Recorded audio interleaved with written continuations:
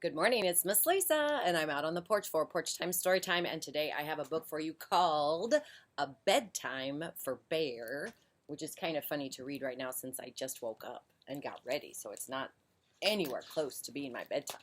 A Bedtime for Bear by Bonnie Becker. Here we go. Bedtime for Bear. Everything had to be just so for Bear's bedtime. His glass of water had to sit on the exact right spot on his bedstand. His favorite pillow must be nicely fluffed. His nightcap needed to be snug on his head. And most of all, it had to be quiet. Very, very quiet. One evening, Bear heard a tap, tap, tap on his front door. When he opened the door, there stood Mouse, small and gray and bright-eyed. He clasped a tiny suitcase in his paw. "I am here to spend the night," said Mouse, with a happy wiggle of his whiskers. "Surely we agreed on next Tuesday," protested Bear. "No," said Mouse, "you most definitely said tonight." "Oh," said Bear. Bear had never had an overnight guest before. Guests could quite possibly mess things up and make noise, and Bear needed quiet, absolute quiet, at bedtime. Even so, Bear and Mouse enjoyed an evening of checkers and warm cocoa, and soon it was time for bed. "Remember, I must have absolute quiet," said Bear. "Oh, indeed," said Mouse. Bear set out his glass of water.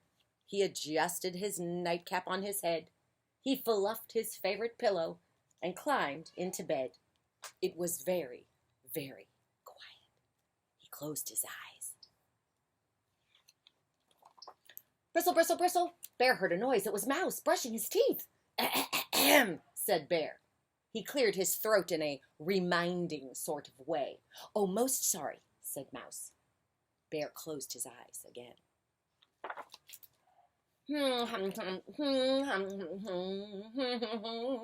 Mouse was humming while he was putting on his nightshirt. "Absolute quiet," said Bear. "Deepest apologies," said Mouse. "Creak, squeak, rattle," went Mouse's bed as he hopped in. Bear jammed his pillow over his ears. He gritted his teeth and he closed his eyes. He was just about to drift off when, "Good night, Bear," said Mouse softly. Bear tried to pretend he was asleep. "Good night," said Mouse a little louder. "My ears are highly sensitive," said Bear. "Really?" said Mouse. "How interesting." "Can you hear this?" Mouse mumbled into his pillow. "Yes." "Amazing," said Mouse. "How about this?" Mouse said from under his pillow. And Bear said, "Quiet." Mouse slipped under his blankets, crawled to the bottom of his bed, and he whispered, "Can you hear this?" And he said, "Silence." Bear roared. Mouse slid from his bed, went into the closet, and said in the tiniest possible voice, into the farthest, darkest, teeniest possible corner of the closet, "Surely you can't." Oh, and you know Bear heard him. "Will this torment never cease?" wailed Bear. "Sorry, Bear. Good night, Bear," whispered Mouse, and he tiptoed into bed as quiet as well, you know.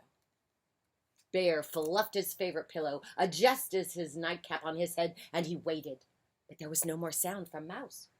At last, it was quiet. It was very, very quiet. Bear heard a shuffling around. "Mouse, is that you?" No answer. Bear heard crick, crick, crick of the floorboards. "I know it's you." No answer. "You can't fool me," Bear growled, but he didn't sound very certain. Bear heard a low, moaning noise. "Mouse?" But it was quiet. Bear was sure there was something rustling on the floor. "Mouse," he cried, "wake up!" Mouse stumbled out of bed, small, gray, and sleepy-eyed. "What is it?" But Bear couldn't see any rustling, moaning sort of thing in his room. His room looked quite the way that it always looks. "Oh, nothing," lied Bear, still clutching his blanket. "I must have just been talking in my sleep." Bear chuckled, but it was rather quavery. "Ah," said Mouse with a glance at Bear. "Could I peek under your bed?" asked Mouse. "Sometimes I like to check for things, you know." Well, if you insist, said Bear. Oh, nothing under the bed, said Mouse.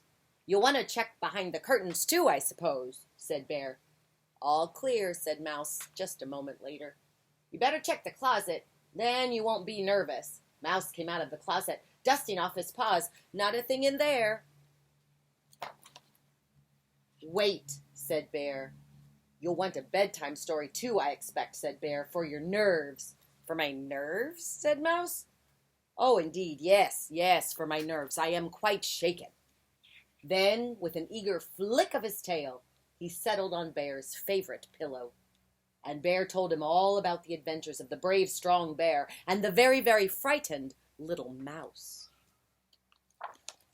Soon Bear began to yawn. Mouse yawned, too. Good night, Bear, said Mouse. Good night, Mouse, Bear mumbled. Then Bear began to snore loudly, but Mouse just smiled. And soon Mouse and Bear were fast asleep. That was Bedtime for Bear. I hope you enjoyed that. I'm Miss Lisa, and I'll see you next time for more Porch Time Story Time. Have a good day. Bye-bye.